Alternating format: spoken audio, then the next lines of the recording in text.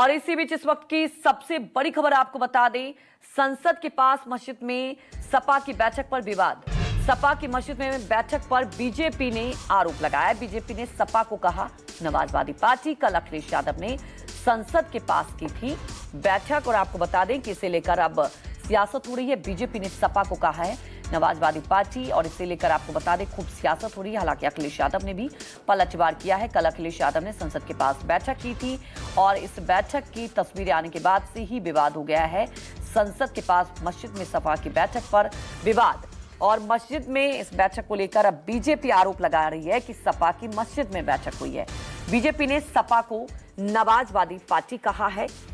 कल अखिलेश यादव ने संसद के पास बैठक की थी और अब इसे लेकर बीजेपी पलटवार कर रही है। संसद के पास मस्जिद में सपा की बैठक को लेकर बीजेपी की तरफ से लगातार पलटवार आया है और इसके पहले भी देखिए कई बार बीजेपी सपा को नवाजवादी पार्टी के तौर पर निशाना साधते रही है और ये जो तस्वीर सामने आई इसके बाद से ही आपको बता दें कि लगातार इस पर राजनीति हो रही है। बीजेपी सपा को नवाजवादी पार्टी कह रही है।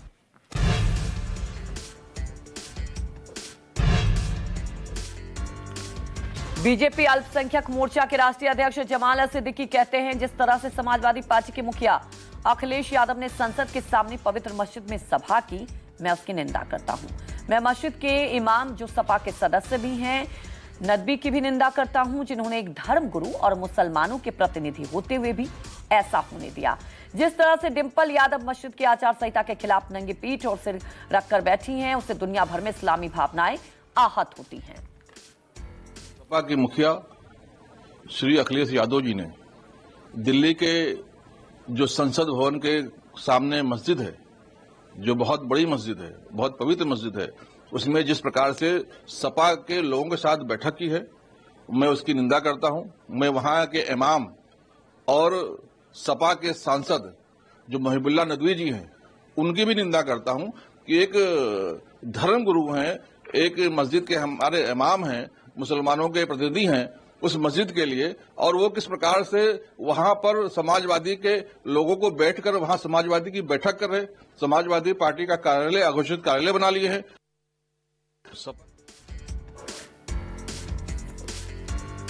तो दुनिया भर में इस्लामी भावनाएं इससे आहत होती है। अखिलेश के खिलाफ एफआईआर दर्ज करने की मांग की है, बड़ी खबर आपको बता रहे हैं और इसे लेकर आपको बता दें कि सीधे तौर पर कहा है कि ये कहीं ना कहीं अपमान किया गया। सुदीन ओवैसी जैसे तथाकथित मुसलमानों के प्रतिनिधि अब क्यों छिपे हुए हैं, ये भी सवाल उठाया है। अगर यही हाल रहा तो हम भी 25 जुलाई को नमाज के बाद एक सभा करेंगे जिसकी शुरुआत राष्ट्रगीत से होगी और समापन राष्ट्रगान के साथ होगा। इससे पता चलता है कि अखिलेश यादव को लगता है कि सभी इस्लामी धार्मिक स्थल अब उनकी जेब में है। तो इस तस्वीर के बाद से ही आपको बता दें कि बीजेपी पलटवार कर रही है, निशाना साध रही है। संसद के पास मस्जिद में सपा की बैठक पर विवाद हो गया। तो आप देख सकते हैं तस्वीरें, इसके बाद से ही सियासत हो रही है। पवित्र मस्जिद में सपा की सभा की निंदा करता हूं।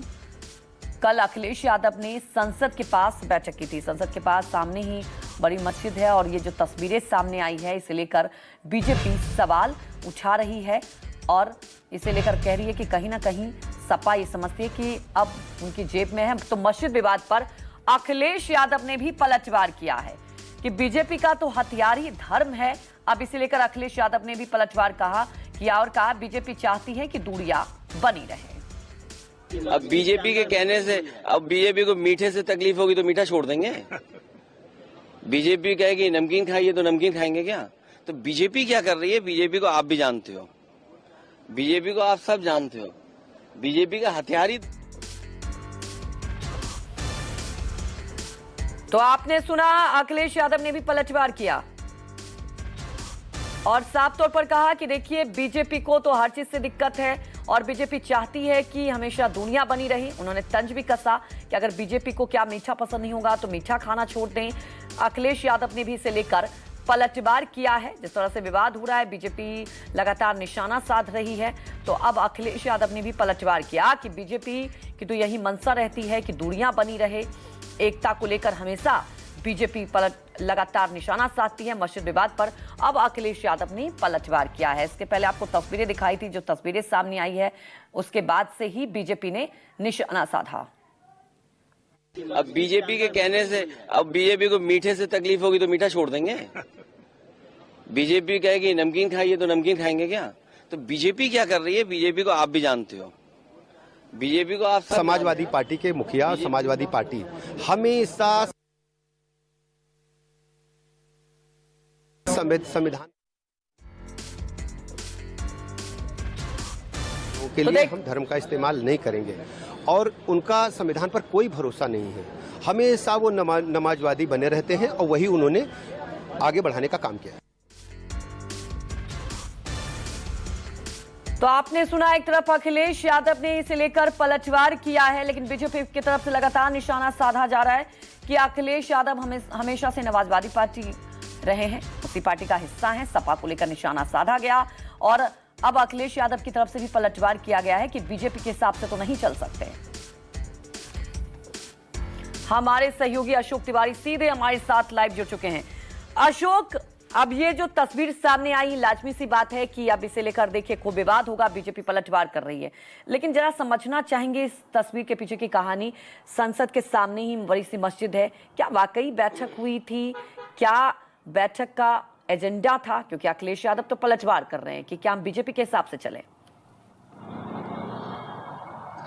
देखिए, दरअसल ये जो मस्जिद है जहां पर बैठक हुई है अखिलेश यादव की तमाम सारे सांसदों के साथ, उसमें एक सांसद महबूबुल्लाह नदवी भी हैं जो कि रामपुर से समाजवादी पार्टी के टिकट पर इस बार निर्वाचित हुए थे। क्योंकि बहुत ज्यादा सांसदों की संख्या तस्वीरों में दिखाई नहीं पड़ रही है, कुछ चुनिंदा सांसद हैं जिसमें उनकी पत्नी डिंपल यादव तस्वीर में दिखाई पड़ रही है, इसके अलावा महबूबुल्लाह नदवी हैं, धर्मेंद्र यादव तस्वीर में दिखाई पड़ रहे हैं, आदित्य यादव हैं। तो पूरे सांसद तो खैर इस बैठक में शामिल नहीं थे, लेकिन प्रमुख सांसद, उनके परिवार से जुड़े हुए जो लोग थे, उनको इस बैठक में तस्वीरों के माध्यम से देखा जा रहा है। लेकिन इतना जरूर है कि समाजवादी पार्टी के सांसदों के साथ अखिलेश यादव किसी मस्जिद में जाते हैं, वहां पर मुलाकात करते हैं या बैठक करते हैं या जो कुछ भी करते हैं, जो भी उनकी बातचीत होती है, कहीं न कहीं बीजेपी को एक बड़ा मुद्दा जरूर दे देती है। क्योंकि बीजेपी लगातार, अभी आपने देखा कि जब कांवड़ यात्रा के रूट को लेकर बयानबाजी देखी गई, उस समय जब ये आरोप समाजवादी पार्टी ने, खुद अखिलेश यादव ने लगाया कि चिन्हीकरण करके जो नेमप्लेट वाला पूरा विवाद था, उसमें ये कहा जा रहा था कि खासतौर पर एक वर्ग को टारगेट किया जा रहा है ताकि उनका व्यवसाय बंद हो जाए, उनको बीजेपी की तरफ से टारगेट करने की कोशिश की जा रही है। तो उस वक्त भी बीजेपी ने ये जवाब दिया था कि हम धर्म और जाति नहीं देखते हैं, बल्कि हम ये कोशिश कर रहे हैं कि कांवड़ रूट पर पड़ने वाली तमाम सारी जो दुकानें हैं वहां पर शुद्धता का विशेष ध्यान रखा जाए, उनके जो कांवड़िए हैं उनके सामने कोई ऐसी चीज ना परोस दी जाए जो आपत्तिजनक हो। तो अब जब अखिलेश यादव ने एक मस्जिद के भीतर समाजवादी पार्टी के कुछ सांसदों के साथ मुलाकात की या बैठक की या बातचीत की, तो उसके बाद निश्चित तौर पर अभी थोड़ी देर पहले हम लोगों ने ब्रजेश पाठक का बयान सुना कि वो नमाजवादी हैं, नमाजवादियों की बात हमेशा करते रहते हैं। तो बीजेपी जरूर एक बड़ा मुद्दा हाथ लग गया। मुझे लगता है कि ये बात समाजवादी पार्टी और बीजेपी दोनों को ही रस आती है कि ऐसे मुद्दे आए जिसका अपना अपना पॉलिटिकल माइलेज समाजवादी पार्टी भी ले सके और बीजेपी भी ले सके। क्योंकि आप देखते हैं कि जिन जिन वर्गों की राजनीति चाहे बीजेपी करती हो या समाजवादी पार्टी करती हो या दूसरे जो राजनीतिक दल हैं, उस वर्ग में अपना खासतौर पर एक बड़ा संदेश देने की कोशिश भी उनकी तरफ से की जाती है। आज जब ये तस्वीर सार्वजनिक हुई है, उसके बाद से आपने देखा कि तमाम सियासी दल इस मामले पर मुखर होकर बोल भी रहे। खुद अखिलेश यादव ने कहा कि जो आस्था लोगों को जोड़ती है, हम उसके साथ हैं और बीजेपी हमेशा दूरियां बढ़ाने का काम करती है। तो अखिलेश यादव ने अपने बयान के माध्यम से, इस तस्वीर के माध्यम से जिस वर्ग में एक बड़ा मैसेज देना था, वो उसमें देने में कामयाब हो गए हैं। और बीजेपी लगातार जो बात कहती है कि एक वर्ग विशेष को टारगेट करती है, समाजवादी पार्टी आस्था का सवाल खड़ा करती है, बीजेपी उसमें कामयाब हो गई। अभी थोड़ी देर पहले आपने देखा कि केशव प्रसाद मौर्य जो कि उत्तर प्रदेश के डिप्टी सीएम है, उन्होंने भी अखिलेश यादव की इस मुलाकात को लेकर एक बिल्कुल अशोक, आपने यहाँ पर एक मुख्य मुद्दा उठाया कि वाकई देखिए एक राजनीतिक मुद्दा है और दोनों ही पार्टियों के लिए कहीं ना कहीं आप समझ रहे हैं ऐसे मुद्दे एक फेवरेटिज्म रहता है। हमारे साथ जुड़ने के लिए आपका बहुत बहुत शुक्रिया।